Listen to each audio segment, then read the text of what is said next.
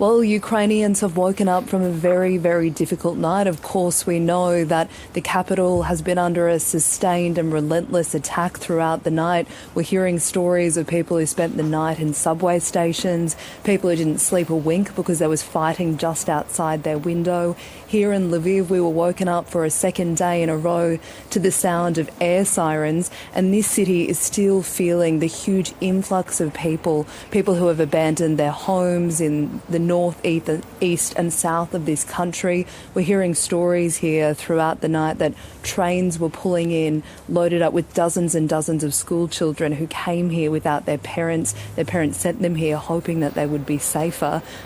Also this morning we were hearing I suppose you'd call them stories of hope, residents here who are opening up their homes and saying, whoever needs to come in, please come in, taking on people in the street. And what's become really apparent in this huge migration of people is that people have fled with no plan at all. They've just planned to escape the violence, and they've arrived here in Lviv and don't really know where to go to next. They don't know if they're ever going to be able to make it home, and that's a very scary proposition for people.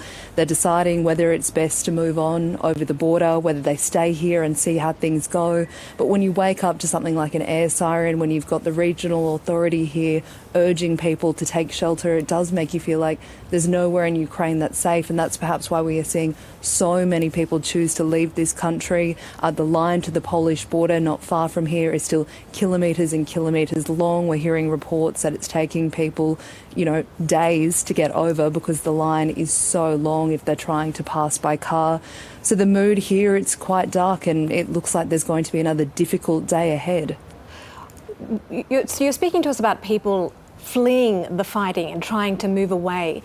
There has been a mass mobilization call. All men of fighting age urged to pick up arms. In fact, they've been banned from leaving the country. So are you hearing about people actually moving toward the conflict, taking up this call to arms and stepping up to defend Ukraine?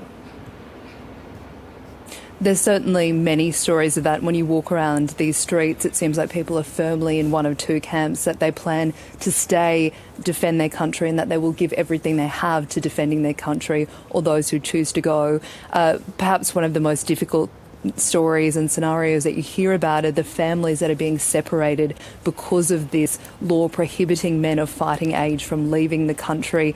We've seen scenes here of women crying, what appear to be mothers crying as they hug their husbands and jump into cars as they prepare to flee to go to another country, and as their husbands stand here. It makes it very difficult for young families to decide what to do. People don't know if, mothers, if they move with their children over the border, when or if they will see their husbands again. So that's a story that we're hearing over and over again, something that's really complicating people's decisions. But there are certainly many people here who are ready to take up arms. On the streets here, we've really seen an increase in the military presence, and it appears to be, reservists or civilians who are stepping up.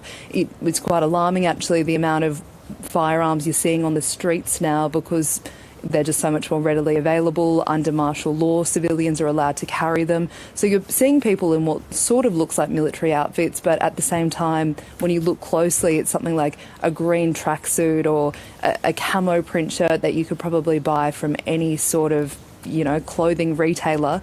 So you can see that they're people who very quickly stepped up to take on this role, that they're not trained military personnel, but they're people who are taking on this role of defending their city very seriously. And there are all sorts of regional commands going on around here that are being set up. Schools are being turned into regional hubs. I suppose you could call them a regional defence facility. So they're the sort of stories and they're the things that we're seeing here in Lviv, and that is some way away from those major conflict zones. Isabella, I guess it's Philip Williams here, by the way, and great job that you're doing. I guess there was an assumption by many that Lviv, being close to the Polish border, away from the centre of Kiev, would be a safe haven, that it wouldn't be subject to any sort of attack. But of course, as the sirens have gone off, there's no safe place in Ukraine at the moment.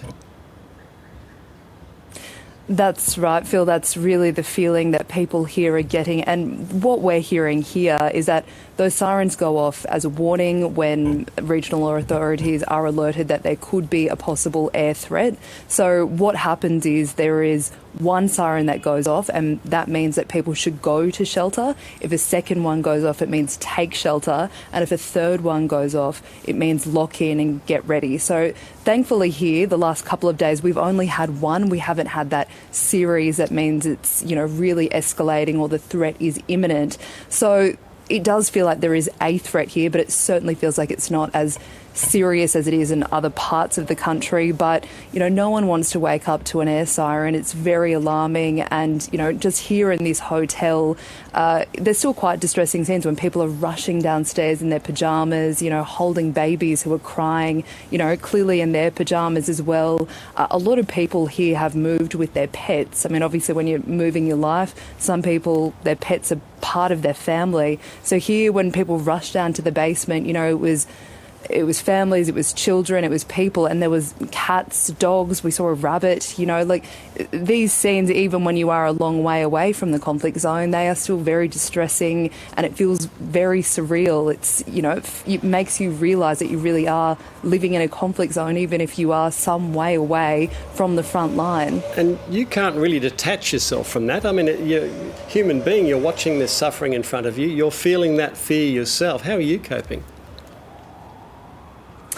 I think the hardest thing is probably seeing how much Ukrainians are struggling, and there's been a few things that people have said to me that really struck me. I mean, we spoke to an Australian Ukrainian yesterday who was saying she feels guilty for leaving. She said, "Why is my life worth more than anyone else's just because I have another passport?" The woman who we saw hugging her husband, in what seemed like pleading him not to go. I mean, it's really, really sad. You can't not be affected by those sorts of stories, and they're everywhere here in Lviv. As I said, no one wants to wake up to an air siren. It triggers something inside you. You rush downstairs, and as a journalist, you're struggling, you're thinking about the story, but you need to think about your own safety as well. So in a place here like Lviv, you are away from the front line, but you're still living amongst it, and you're still feeling it, as you say, Phil. Well, thank you very much for speaking to us, Isabella. Please stay safe there where you are, and we hope that you're able to, you and those around you, find safety in these moments and find comfort amongst each other. Thank you very much. Isabella Higgins there speaking to us from Lviv in Ukraine. That's 75 kilometres from the Polish border. Thank you.